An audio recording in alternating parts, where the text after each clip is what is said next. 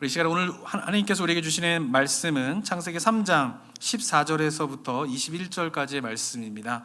한번 14절부터 교독하여서 읽어보도록 하겠습니다. 제가 14절부터 읽겠습니다. 여호와 하나님이 뱀에게 이르시되 내가 이렇게 하였으니 내가 모든 가축과 들의 모든 짐승보다 더욱 저주를 받아 배로 다니고 살아있는 동안 흙을 먹을지니라. 원수가 되게 하고 내 후손도 여자의 후손과 원수가 되게 하리니 여자의 후손은 내 머리를 상하게 할 것이요 너는 그의 발꿈치를 상하게 할 것이니라 하시고, 또 여자에게 이르시되 내가 내게 임신하는 고통을 크게 더하리니 내가 수고하고 자식을 낳을 것이며 너는 남편을 원하고 남편은 너를 다스릴 것이니라 하시고, 아답에게 이르시되 내가 내 아내의 말을 듣고 내가 내게 먹지 말라 한 나무의 열매를 먹었은즉 땅은 너로 말미암아 저주를 받고 너는 내 평생에 수고하여야 그 소산을 먹으리라. 땅이 내게 가시덤불과 엉겅퀴를 낼 것이라. 내가 먹을 것은 밭의 채소인즉 내가 흙으로 돌아갈 때까지 얼굴에 땀을 흘려야 먹을 것을 먹으리니 내가 그것에서 취함을 입었음이라. 너는 흙이니 흙으로 돌아갈 것이니라 하시니라. 아담이 그의 아내의 이름을 하와라 불렀으니 그는 모든 산자의 어머니가 됨이더라.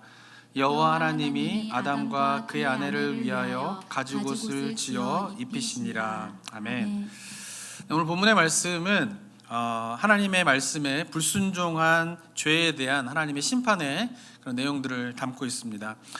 지난주에 살펴본 3장 8절에서 13절에 보면요, 하나님께서 아담과 하와가 범죄하고 난 이후에 그 선악과를 먹은 이유에 대해서 이제 아담에게 먼저 물으십니다.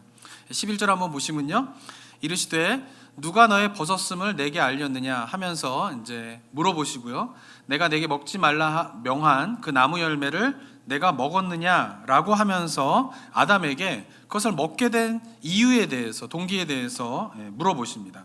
그러자 아담이 하나님에게 하나님께서 나와 함께 한 여자 그가 주었기 때문에 내가 먹었습니다라고 여자의 핑계를 대자 선악과를 먹은 이유를 두 번째로 이제 여자에게 물으십니다. 12절에 보시면요, 아담이 이르되 하나님이 주셔서 나와 함께 있게 하신 여자 그가 그 나무 열매를 내게 주므로 내가 먹었나이다. 그리고 13절에 여호와 하나님이 여자에게 이르시되 내가 어찌하여 이렇게 하였느냐. 여자가 이르되 뱀이 나를 꿰므로 내가 먹었나이다 라고 하면서 여자 역시 누구의 핑계를 대고 있냐면은 뱀의 핑계를 대게 됩니다. 그러자 이번에는 이제 뱀에게 이렇게 말씀하십니다. 14절의 말씀인데요, 함께 읽어볼까요? 시작. 여호와 하나님이 뱀에게 이르시되 내가 이렇게 하였으니 내가 모든 가축과 들의 모든 짐승보다 더욱 저주를 받아 배로 다니고 살아있는 동안 흙을 먹을지니라. 근데 뱀에게 물어볼 때에는 하나님께서 여자와 아담에게는 그 일을 행한 동기가 무엇인지에 대해서 먼저 물으시는데 뱀에게는 범죄한 동기를 물어보지 않으십니다. 의도를 물어보지 않으시고 그냥 범죄의 사실만을 물어보십니다. 그래서 뭐라고 이야기하냐면 내가 이렇게 하였으니 너는 왜 하와에게 가서, 여자에게 가서 뱀을, 선악과를 먹으라 했느냐, 이런 동기를 물어보시는 것이 아니라 바로 그냥 범죄의 사실을 선언하십니다. 내가 이렇게 하였으니, 그래서 어떻게 해요? 하나님께서 심판의 말씀을 주시는 거죠. 그러니까 뱀에게는 변론의 기회를 주시지 않고 바로 심판의 말씀을 하시게 됩니다. 왜냐하면 성경의 초점은요, 어디에 있냐면은 이 악의 실체가 무엇인가, 악의 기원이 무엇인가에 있지 않고 사람에게 있는 것입니다.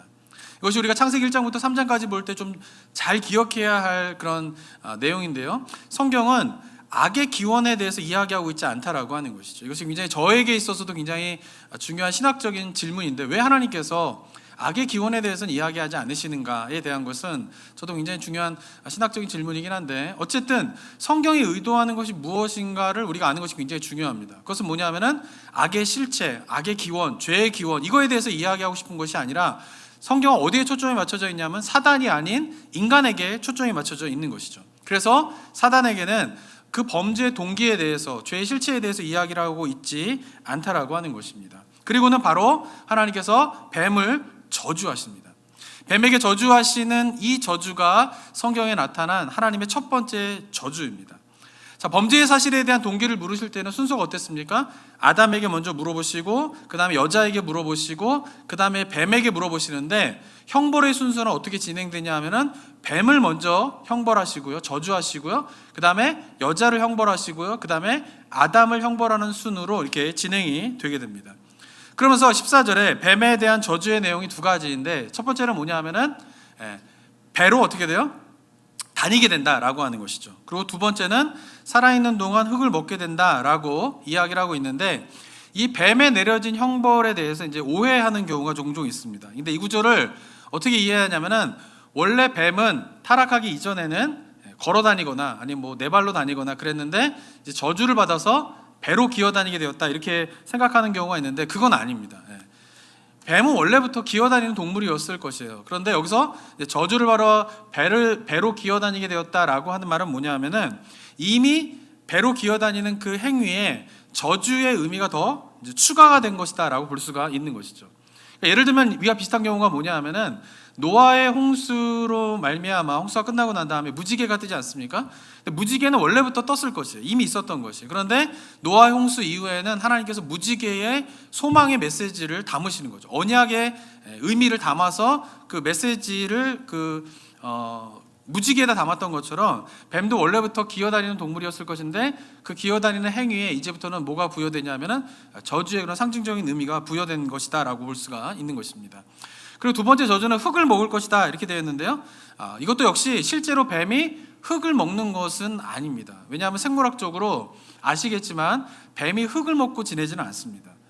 그렇기 때문에 이것도 진짜 흙을 먹게 된다라고 하는 의미가 무엇인가를 좀 알아야 되는 것이죠. 진짜 뱀이 흙을 먹게 되었다 그러면은 이제 성경이 이 구절 때문에 막 틀렸다, 생물학적으로 잘못된 이야기다 이런 이야기를 많이 하죠. 왜냐하면 뱀이 흙을 먹지는 않거든요. 근데 왜 흙을 먹게 될 것이다라고 이야기했느냐라고 하면서 이 구절에 대한 오해가 있는데 뱀이 흙을 먹을지니라라고 하는 의미가 무엇인가를 우리가 알기 위해서는 성경에서 이럴 때의 해석의 그런 방법이 굉장히 중요한데 다른 성경에서 이것을 어떻게 표현하고 있는가를 살펴보는 것이 이 구절이 어떤 의미를 갖고 있는가를 해석하는 굉장히 중요한 원리가 되게 됩니다.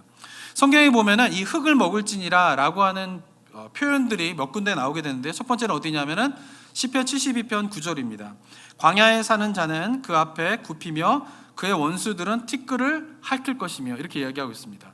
시편 72편은 솔로몬의 시인데 그 솔로몬에게 광야에 사는 자가 굴복하게 될 것이다 라고 하는 것을 이야기하면서 표현하고 있는 것이 뭐냐면 티끌을 핥을 것이다 라고 이야기를 하고 있습니다. 이사야서 49장 23절에서도 이렇게 이야기하는데요. 왕들은 내 양부가 되며 왕비들은 내 유모가 될 것이며 그들이 얼굴을 땅에 대고 내게 절하고 내 발에 티끌을 핥을 것이니 내가 나를 여호와인 줄을 알리라. 나를 바라는 자는 수치를 당하지 아니하리라 라고 하면서 이사야서 49장도 이스라엘의 회복에 대한, 특별히 예루살렘의 회복에 대한 이야기를 하게 되면서 이방의 왕들이 예루살렘에 굴복하게 되는 이야기를 하면서 표현하는 것이 뭐냐면은 티끌을 핥을 것이다 라고 하는 표현을 하고 있습니다. 그리고 좀 더 창세기와 비슷한 표현이 있는 것이 미가서인데요. 미가서 7장 17절을 보면 한번 읽어보도록 하겠습니다. 시작. 그들이 뱀처럼 티끌을 핥으며 땅에 기는 벌레처럼 떨며 그 좁은 구멍에서 나와서 두려워하며 우리 하나님 여호와께로 돌아와서 주로 말미암아 두려워하리이다. 네, 역시 미가서에서도 이스라엘의 회복에 대한 이야기를 하면서 이방 민족들이 굴복을 할 것에 대한 이야기를 하고 있는데 여기서는 창세기의 이야기를 가져와서 뱀처럼 티끌을 핥을 것이다 라고 이야기를 하고 있습니다.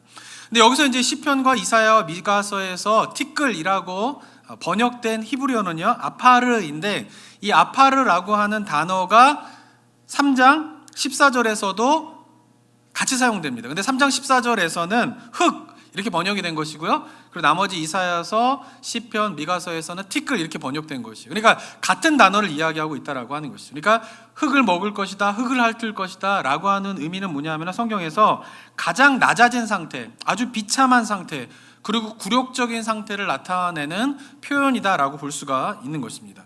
그러니까 뱀은 3장 1절에 보면은 다른 짐승보다 더 간교하다라고 이야기를 하고 있습니다. 그런데 그렇게 뱀이 가장 간교하다라고 하는 것은 뱀이 다른 들짐승보다 지혜로운 자였는데 3장 마지막에 되면은 그 지혜로웠던 뱀이 어떻게 됩니까? 다른 동물들보다 더욱더 저주를 받아서 어떻게 해요? 흙을 먹게 된다. 즉 비참하고 낮아지는 그런 굴욕적인 상태가 되었다라고 하는 것을 이야기하고 있는 것입니다. 그러니까 뱀의 모습이 어떻게 돼요?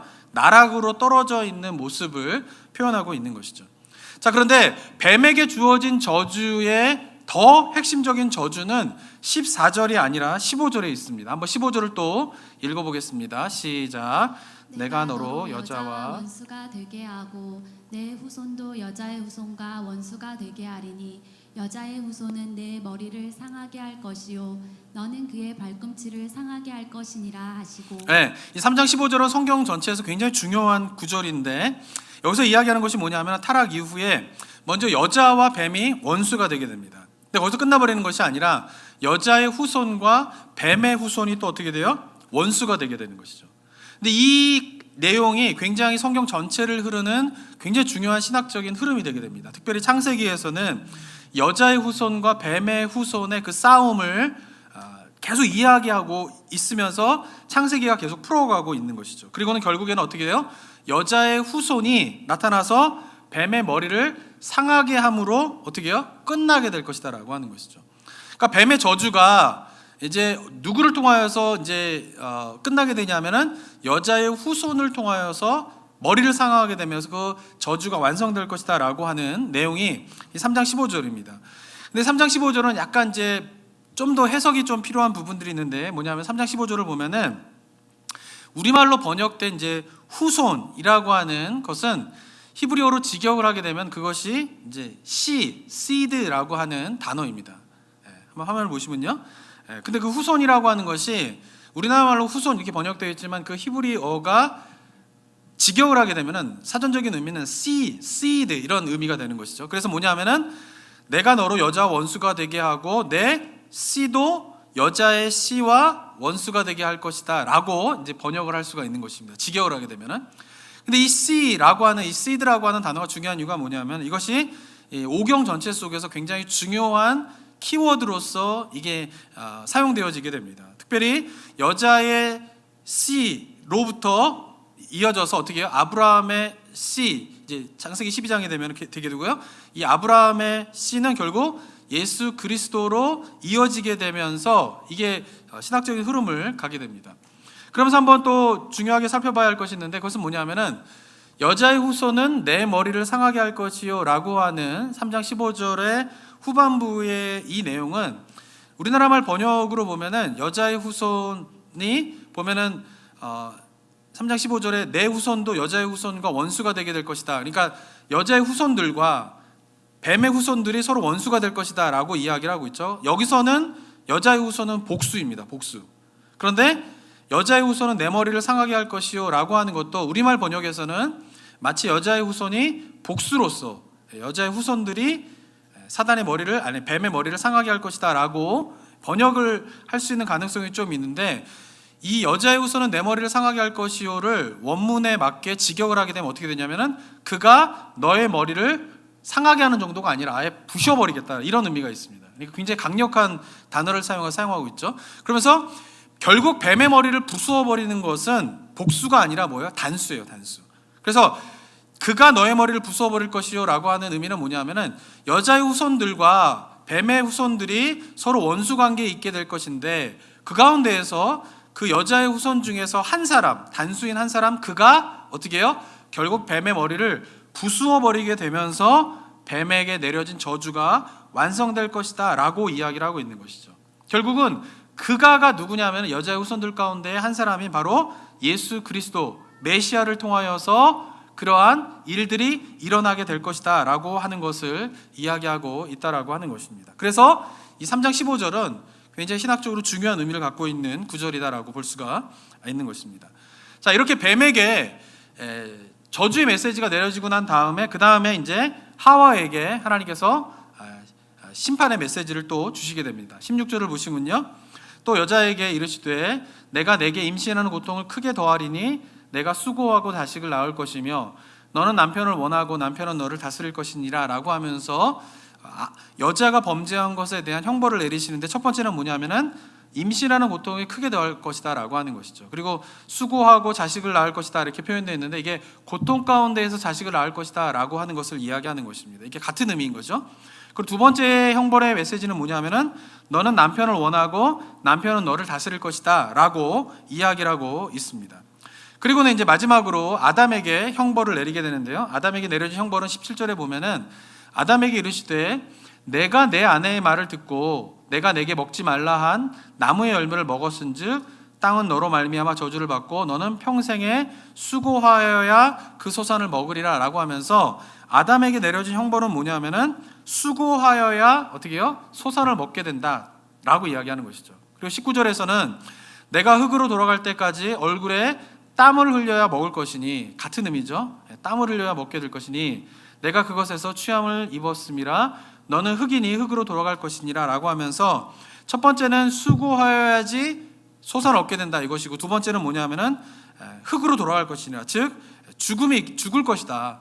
이로써 이제 육체의 죽음이 시작되게 되는 것이 두 번째 아담에게 내려진 형벌이다라고 볼 수가 있습니다. 자, 그런데 이제 아담과 여자에게 내려진 이 형벌에 대해서 우리가 좀 오해하는 경우가 있는데요. 그것은 뭐냐면은 여자는 이제 내려진 형벌이 뭐냐면은 수고하여야 고통 가운데에서 아기를 낳게 될 것이다라고 하는 것이고, 아담에게 내려진 형벌은 뭐냐면은 땀을 흘려야 수고해야지만이 소산을 얻을 것이다라고 하는 것이에요. 그런데 이것이 마치 아기를 낳는 것이 죄의 심판으로서 결과로서 일어난 일이거나 아니면 사람들이 노동을 하게 된 것이 심판의 결과로, 형벌의 결과로 나타낸 것이거나 하는 의미는 아니다라고 하는 것이에요. 제가 예전에 이제 교회에서도 농담반, 진담반으로 뭐 이런 이야기 하는 경우를 종종 듣는데, 그게 뭐냐면은 아담이 범죄하지 않았으면 우리가 힘들게 이렇게 일하지 않고 이렇게 힘들게 직장단 생활하지 않았을 텐데, 아담이 범죄하면서 말이야 우리가 이렇게 열심히 직장 다니고 힘들게 일하게 되었어라고 하는 말을 종종 하게 되는데, 기억하셔야 될 것은 노동은 죄의 결과가 아니라는 것이에요. 이게 굉장히 중요한 신학적인 사상입니다. 노동은 뭐예요? 원래 창조의 원리예요. 그리고 아기를 낳는 것도 어때요? 죄의 결과가 아니에요. 심판의 결과가 아니에요. 원래부터 창조 때부터 아기를 낳았을 것이다 라고 하는 것이죠. 아마 다 에덴 동산에서 타락하지 않고 아담과 하와가 에덴 동산에 살았다 손치더라도 여자는 아기를 낳았을 것이고요. 그리고 아담은 노동을 했을 것입니다. 왜냐하면은 하나님께서 타락 이전에 사명을 주실 때 어떤 사명을 주십니까? 생육하고 번성하라라고 하는 사명을 주시잖아요. 생육하고 번성하라라고 하는 말은 뭐냐면 여자가 아기를 낳는 것은 뭐예요? 창조의 원리이다라고 하는 의미인 것이에요. 그리고 이 장에서 우리가 살펴보았지만은 에덴 동산을 세우시고 그곳에 아담을 주시면서 또 주신 사명이 뭐예요? 에덴을 어떻게 해요? 경작하며 지키라라고 이야기를 하고 있죠. 그 말은 무슨 말이냐면 에덴에서도 아담은 노동을 했었다라고 하는 것이죠. 근데 노동이라고 하는 것은 뭐냐면은 창조의 원리이다라고 하는 것이죠. 근데 달라진 것은 뭐냐 하면은, 범죄한 이후에 달라진 것은 뭐냐 하면은 출산은 창조의 원리인데 어떻게 해요? 범죄함으로 말미암아 출산의 고통이 더 심해진 것이에요. 고통이 더 심해진 게 뭐예요? 죄의 결과이다라고 하는 것이죠. 그리고 노동은 창조의 원리인데 죄를 범함으로 말미암아 나타난 일은 뭐냐 하면은 노동을 하지만 어떻게 해요? 풍요롭지 않은 것이에요. 범죄하기 전에는 노동과 상관없이 에덴 동산에서는 풍요로움이 있었어요. 풍족함이 있었어요. 풍성함이 있었던 것이에요. 그런데 범죄하고 난 이후에 일어난 일은 뭐냐 하면은 노동을 해야지만이 어떻게 해요? 채워지는 삶을 살 수 있다라고 하는 것이죠. 그것도 죽을 때까지 노동을 해야지만이 채워지게 되고, 그 채워짐도 어떻게 해요? 언제나 결핍 가운데 있게 되었다라고 하는 것이에요. 그러니까 결핍의 현상이 일어나게 된 것이 죄의 결과이지 노동 그 자체가 죄의 결과는 아니다라고 하는 것입니다. 자, 이것이 아담과 여자에게 내려진 죄에 대한 형벌의 메시지입니다. 자, 그런데 이것을 보면서 우리가 중요하게 생각해야 할 것이 있는데, 그것은 뭐냐면 범죄한 여자와 아담에게 형벌이 내려지긴 했지만, 그러나 그 형벌은 하나님의 저주는 아니다라고 하는 것이에요. 이것이 굉장히 중요합니다. 14절을 보면요, 뱀에게는 형벌이 내려질 때에 어떤 일이 어떻게 됩니까? 14절 다시 한번 읽어보겠습니다. 시작. 여호와 하나님이 뱀에게 이르시되 내가 이렇게 하였으니 내가 모든 가축과 들의 모든 짐승보다 더욱 저주를 받아 배로 다니고 살아있는 동안 흙을 먹을지니라. 뱀에게 내려진 형벌은 뭐예요? 저주였어요. 모든 짐승보다 더욱 저주를 받았다라고 되어 있어요. 그런데 16절에 보면은 여자에게 이르시되 내가 내게 임신하는 고통을 더하리니. 뭐가 빠져 있습니까? 뱀의 형벌의 메시지와 다르게 저주가 없다라고 하는 것이에요. 그리고 17절에 보면은 아담에게 이르시되 내가 내 아내의 말을 듣고 내가 먹지 말라 나무 열매를 먹었은즉. 그러니까 이 모든 저주에 대한 형벌에 대한 책임은 아담에게 있어요. 여자에게는 나무 열매를 먹은 것에 대한 책망이 없으십니다. 근데 17절에서 아담에게는 나무 열매를 네가 먹었기 때문에 최종적인 이 범죄의 책임은 누구에게 있냐면 아담에게 있다라고 하는 것이죠. 그런데 그 형벌에 대한 범죄에 대한 형벌을 주시지만 그러나 아담에게는 뭘 하지 않으세요? 저주하지 않으세요. 그 대신 어떻게 해요? 땅이 너로 말미암아 저주를 받게 되는 것이죠. 그러니까 저주를 받은 주체는 뭐냐면은 뱀과 땅이지 여자와 아담은 저주를 받지 않았다라고 하는 것입니다. 이것이 굉장히 중요한 신학적 의미를 갖고 있는 것이죠. 왜냐하면 범죄의 주체가 누구입니까? 뱀이고요, 그리고 여자이고요, 그리고 아담입니다. 그런데 이 가운데에 저주를 받은 것은 누구뿐이에요? 뱀만 저주를 받은 것이에요. 아담과 여자는 범죄하였지만 하나님으로부터 저주를 받지 않고 다만 죄에 대한 책임을 물으신다라고 하는 것이죠. 그래서 형벌은 내리셨지만 그러나 저주하진 않으셨다라고 하는 것이죠. 이 사실이 굉장히 중요한 이유가 있는데 그것은 뭐냐면은 하나님께서 아담과 여자가 범죄하였지만 뱀에게 내려진 저주를 내리시지 않은 이유는 무엇 때문이냐면 하나님께서 인간을 창조하실 때에 인간에게 주신 그 뭐예요? 사명을 포기하지 않으셨다라는 거죠. 인간이 범죄했지만 하나님께서는 그 인간을 어떻게 해요? 포기하지 않으셨다라는 거예요. 그리고는 어떻게 해요? 회복의 기회를, 회복의 여지를 아담과 하와에게는 주셨다라고 하는 것이죠. 그러니까 인간을 통하여서 하나님께서 하나님의 나라가 확장되어지고 그리고 하나님의 나라가 완성되어지는 것이 창조의 원리라고 제가 말씀드렸잖아요. 그런데 아담과 하와가 범죄함으로 말미암아 이 모든 일은 일단 원래 계획대로는 되지 않았지만 그러나 인간을 향한 하나님의 이 사명, 뜻은 포기하신 게 아니다라고 하는 것이죠. 그래서 뭐예요? 뱀은 저주하지만 그러나 아담과 여자는 저주하지 않았다라고 하는 것이죠. 여전히 인간을 통하여서 하나님의 뜻을 이루고자 하는 그 하나님의 뜻을 거두지 않으셨다라고 하는 것을 이 본문에서 이야기하고 있는 것입니다. 더 나아가서요, 인간에게 대한 하나님의 뜻을 철회하지 않으셨다, 인간을 포기하지 않으셨다라고 하는 사실은 다른 구절에서도 나타나게 되는데요. 좀 전에 살펴본 3장 15절에 보면은 아까도 말씀드렸지만은 누구를 통하여서 결국 뱀을 향한 저주가 완성되어집니까? 여자의 후손, 그가 한 사람이 뱀의 머리를 상하게 할 것이다 라고 이야기를 하고 있죠. 여기서 뱀에 내려진 저주는 결국 생물학적인 뱀에 내려진 저주가 아니라 어떤 것이에요? 사단에게 내려진 저주인 것이죠. 근데 그 사단에게 내려진 그 사단의 심판이 결국은 어떻게 완성되어질 것이냐 하면은 여자의 후손 중에 한 사람인 메시아를 통하여서 사단에게 내려진 저주가 완성되어질 것이다 라고 이야기를 하고 있는 것이죠. 그러니까 하나님께서 메시아를 통하여서 악의 실체인 사단의 저주를 완성하실 것인데 그 메시아가 어떻게 태어날 것이냐, 바로 여자의 혈통을 통하여서 태어나게 될 것이다 라고 하는 것이죠. 그러니까 아담과 하와의 그 관계 속에서 메시아가 나오도록 하시면서 범죄한 아담과 여인에 대한 하나님의 뜻을 거두지 않으심에 대한 것도 이 3장 15절에서 나타나고 있다라고 하는 것이죠. 그리고는 이런 사실을 바탕으로 우리가 3장 20절도 한번 해석을 해야 됩니다. 3장 20절 한번 또 읽어보도록 하겠습니다. 시작.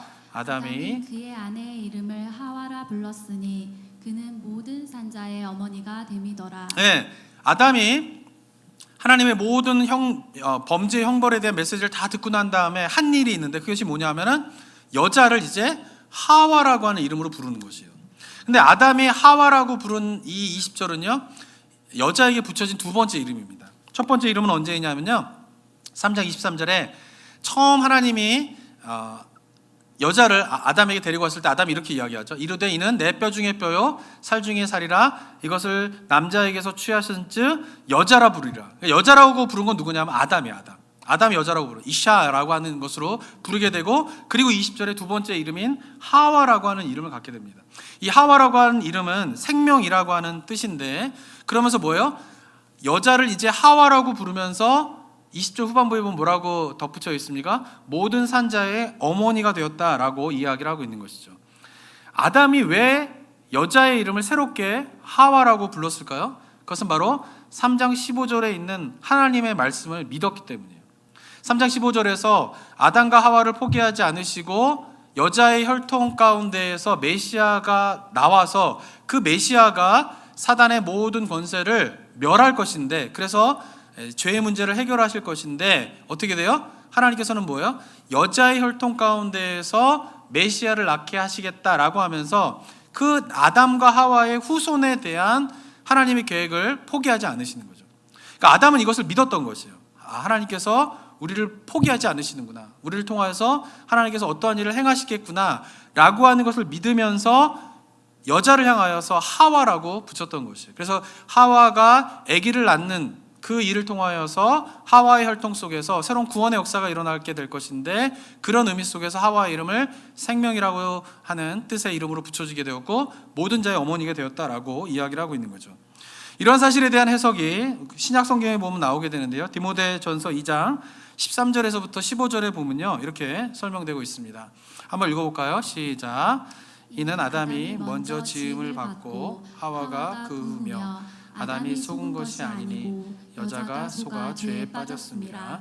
그러나 여자들이 만일 정숙함으로써 믿음과 사랑과 거룩함에 거하면 그의 해산함으로 구원을 얻으리라. 바울은 어떻게 이야기하고 있냐면 여자의 해산함으로 구원을 이루게 된다라고 이야기를 하고 있는 것이에요. 근데 이 말이 무슨 말이냐 하면은 아담과 하와의 이야기를 하면서 결국은 여자의 해산을 통하여서 구원을 이루게 된다라고 이야기를 하고 있는데, 그의 해산함으로 구원을 얻으리라라고 번역된 우리나라 말 성경을 좀 원문에 정확하게 번역을 한다라고 하면 그녀는 해산함으로 구원을 얻으리라라고 이야기를 하면서, 여기서 말하는 그녀는 누구냐 하면은 하와를 이야기하는 것이에요.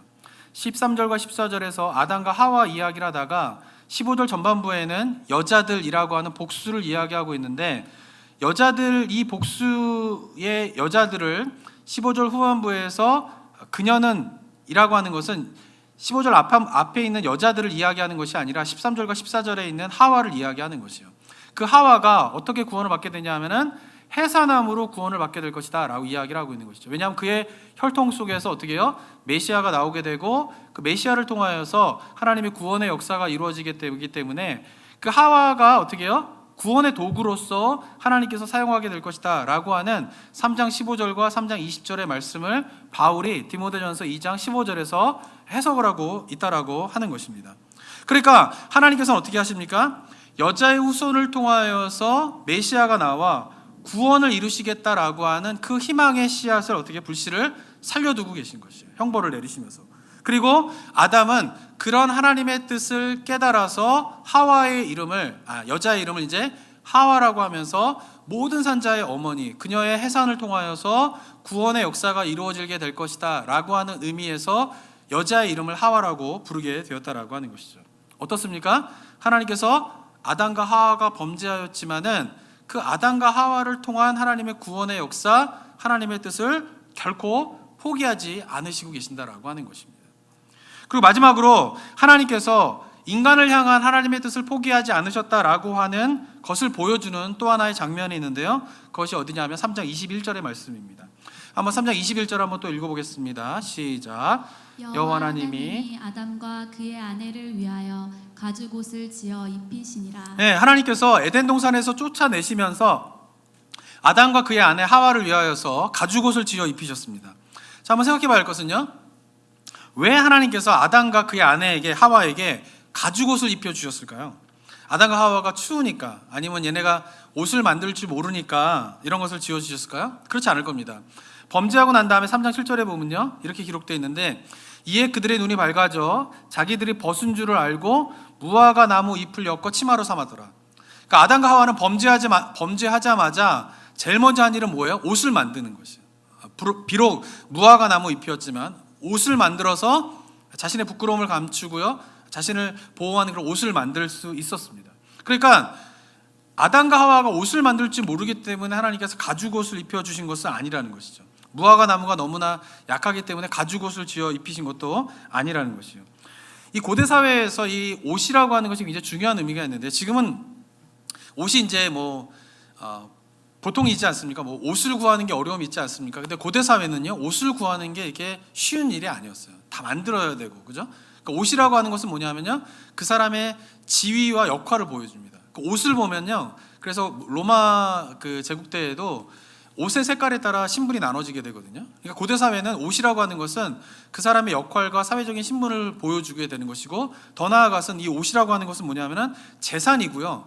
그런 상속의 의미도 가지고 있습니다. 특별히 어떤 권위자가 누군가에게 옷을 주었다, 이 말은 단순하게 옷을 선물로 주었다라고 하는 의미를 넘어서서 그 권위자가 그 사람을 상속자로 삼았다라고 하는 의미를 갖고 있는 것이에요. 그래서 옷을 주었다라고 하는 의미가 고대 사회에서 굉장히 중요한 의미가 있는데, 그 사람을 상속자로 세웠다라고 하는 의미가 있는 것이죠. 근데 이러한 옷의 의미를 가지고 우리가 야곱이 이야기도 한번 살펴봐야 되는데요. 아시는 것처럼 야곱이 형제들의 미움을 받아서 죽을 위기를 닥치게 됩니다.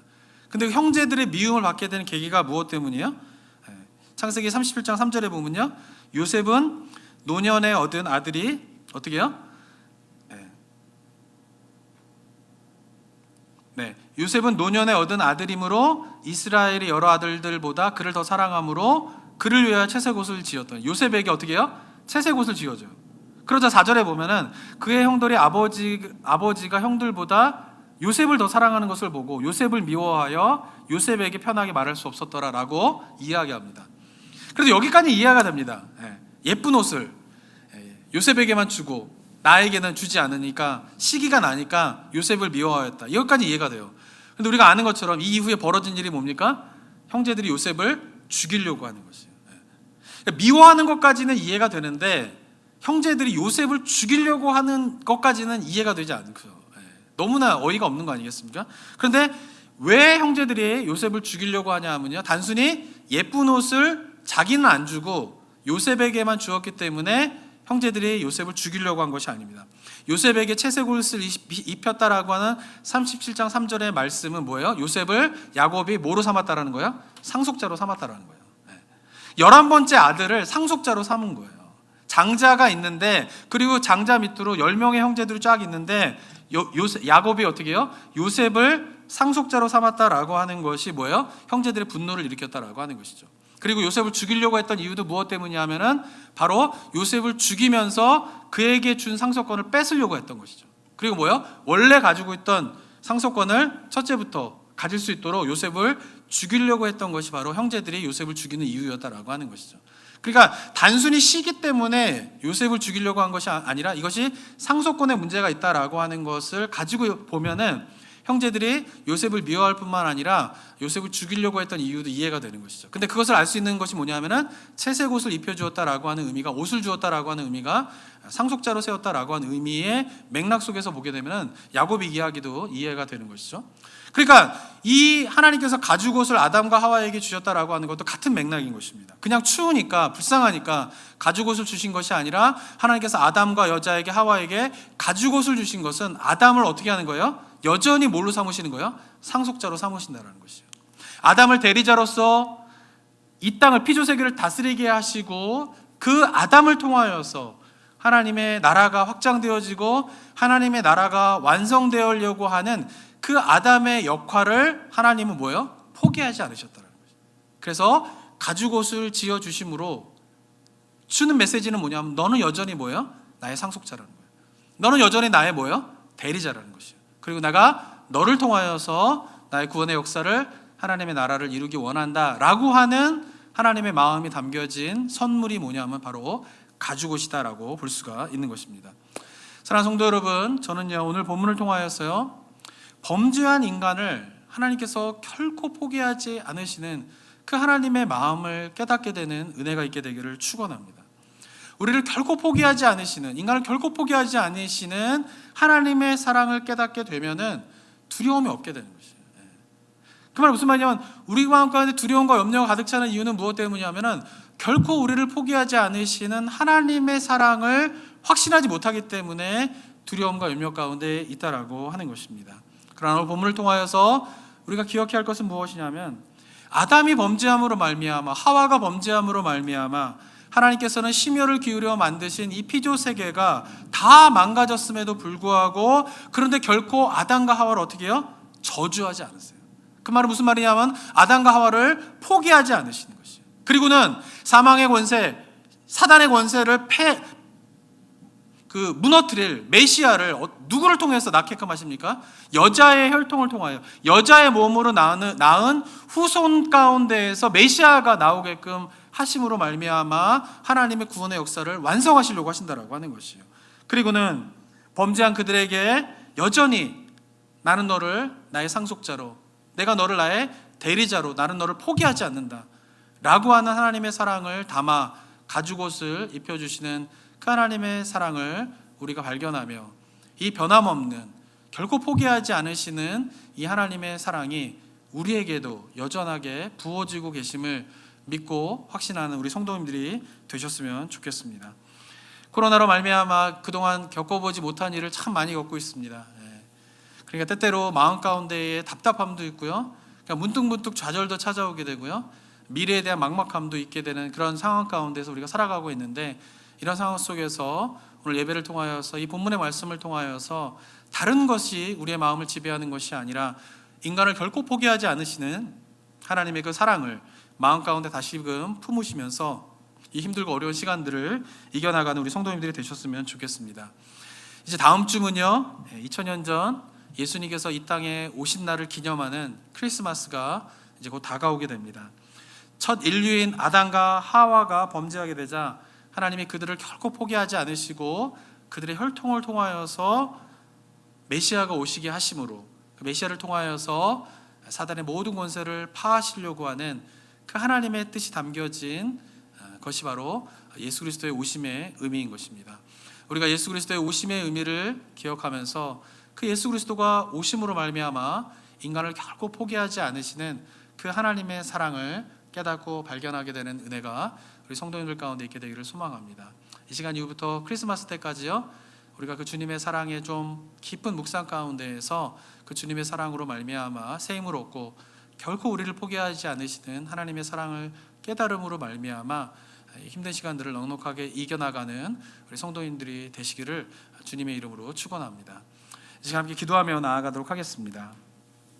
함께 기도하며 나아갈 때에 오늘 본문 속에서 다른 것보다도 형벌을 내리시지만 저주하지 않으시고, 그리고 그 사단의 권세를 파하게 될 그 메시아를 다른 루트를 통하여서 이 땅에 보내시는 것이 아니라 범죄한 아담과 하와의 혈통을 통하여서 보내시는 그 주님의 마음, 그리고 범죄하여 에덴 동산에서 추방을 당하지만 그러나 가죽옷을 입혀 주심으로 말미암아 여전히 나는 너를 상속자로 삼고 있다, 여전히 나는 너를 포기하지 않았다 라고 말씀하시는 이 주님의 사랑이 이 시간 예배를 드리는 우리 성도님들의 심령 가운데에도 동일하게 들려주시는 주님의 음성일 줄 믿습니다. 이 시간 함께 주님의 사랑을 기억하며 함께 기도하는 시간 갖도록 하겠습니다. 함께 기도하겠습니다.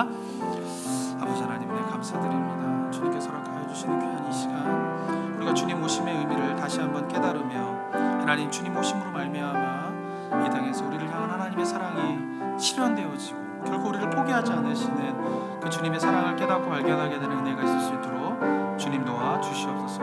하나님, 정말 아버지여, 이 세상 혼란하고 어려움 가운데 있습니다. 이럴 때일수록 결코 우리를 포기하지 않으시는 그 하나님의 사랑, 그 하나님의 마음을 우리가 깨닫고 이 힘든 시간을 잘 이겨나가는 우리 성도님들 되게 하여 주시옵소서. 주님, 주님의 마음을 더욱더 깨닫는 우리 성도님들 되게 하시고 주님의 마음을 깨달음으로 말미암아 그렇게 하나님 앞에 나아가게 되는 은혜가 우리가 매일매일 삶 속에서 경험되어질 수 있도록 주께서 도와주시고 힘들고 어려운 시간들을 잘 이겨나가는 우리 성도님들의 삶이 될 수 있도록 주께서 도와주시고 인도하주시고 역사하여 주시옵소서. 사랑과 은혜가 충만하신 하나님 아버지, 이 땅을 창조하시고 인간을 하나님의 대리자로서 이 땅을 다스릴 수 있는 권세를 허락하셨지만 그러나 범죄함으로 하나님의 그런 뜻을 저버린 그 아담과 하와를 결코 포기하지 않으시고 그 아담과 하와를 통하여서 하나님의 뜻을 이루기 원하시는 그 주님의 마음, 주님의 사랑을 우리가 깨닫는 시간 될 수 있도록 주님께서 우리의 마음의 문을 열어 주시옵소서. 결코 포기하지 않으시는 하나님의 사랑, 그것이 우리 영혼에 부닥친 바 되었을 때에 그 무엇도 두렵지 아니하고 그 하나님의 사랑만 있으면 내가 정말 사망의 음침한 골짜기를 다닐지라도 해를 두려워하지 않을 것은 주께서 나와 함께 하심이라 라고 하는 시편 저자의 고백이 우리 성도님들의 삶의 고백이 될 수 있도록 인도하여 주시옵소서. 이 시간 우리가 크리스마스를 바라보고 기다리고 있습니다. 그냥 즐거운 시간이 되는 것이 아니라 그냥 반복되는 시간들로서 맞이하는 것이 아니라 예수 그리스도의 오심의 의미를 깨달으며 그 속에 담겨진 하나님의 사랑을 발견하는 은혜가 있을 수 있도록 주님 도와 주시옵소서. 은혜 감사드리며 예수 그리스도의 이름으로 기도드립니다. 아멘.